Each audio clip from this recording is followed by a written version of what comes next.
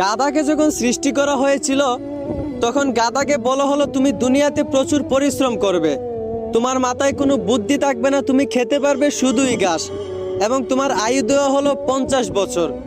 এইটা শুনে গাধা বলল, হে প্রভু, আমি এত বছর বাঁচতে চাই না, আমাকে বরঞ্চ 20 বছর আয়ু দিন আর 30 বছর আয়ু ফিরিয়ে নিন। গাধার এই প্রস্তাব মঞ্জুর করা হলো। এরপর যখন কুকুরকে সৃষ্টি করা হলো, কুকুরকে বলা হলো তোমার খাবার হবে মানুষের বাসি খাবার, মানুষের রেখে যাওয়া নষ্ট খাবার, এবং তোমার আয়ু দেওয়া হলো 30 বছর। কুকুর এইটা শুনে বলল, হে প্রভু, আমি এত বছর বাঁচতে চাই না, আমাকে বরঞ্চ 15 বছর আয়ু দিন এবং 15 বছর আয়ু ফিরিয়ে নিন। সৃষ্টিকর্তা তার এই প্রস্তাব মঞ্জুর করলেন। তারপর যখন বানরকে সৃষ্টি করা হলো তখন বানরকে বলা হলো তোমার কাজ হবে দুনিয়াতে শুধু এক ডাল থেকে আরেক ডালে ঝুলাঝুলি করা, মানুষকে বিনোদন দেওয়া, এবং তোমার আয়ু দেওয়া হলো 20 বছর। বানর তখন প্রভুকে বলল, হে প্রভু, আমি এত বছর বাঁচতে চাই না, আমাকে বরঞ্চ 10 বছর আয়ু দিন আর 10 বছর আয়ু ফিরিয়ে নিন।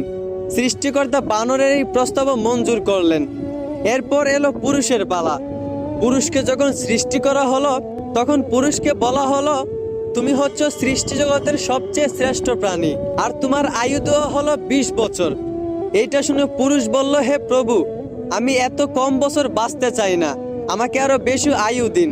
গাধা যে 30 বছর আয়ুটা ফিরিয়ে দিয়েছিল সেই আয়ুটা আমাকে দিয়ে দিন, এবং কুকুরও যে 15 বছর আয়ুটা ফিরিয়ে দিয়েছিল সেই আয়ুটাও আমাকে দিয়ে দিন, এবং বানর 20 বছর থেকে 10 বছর যে আয়ুটা ফিরিয়ে দিয়েছিল সেই আয়ুটাও আমাকে দিয়ে দিন। সৃষ্টিকর্তা পুরুষের এই প্রস্তাব মঞ্জুর করলেন। মূলত তারপর থেকেই একটা ছেলে পুরুষ হয়ে বাঁচে 20 বছর আর বাকি 30 বছর বাঁচে গাধার মতো। ওই যে গাধার 30 বছর আয়ু তাকে দেওয়া হয়েছিল।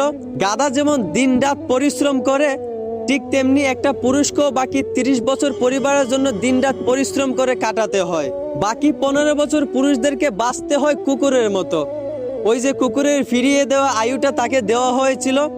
একটা কুকুর যেমন মানুষ যা দেয় তাই খেয়ে বেঁচে থাকতে হয়, ঠিক তেমনি একটা পুরুষও বাকি 15 বছর সন্তানেরা তাকে যা দেয় তা খেয়েই বেঁচে থাকতে হয়।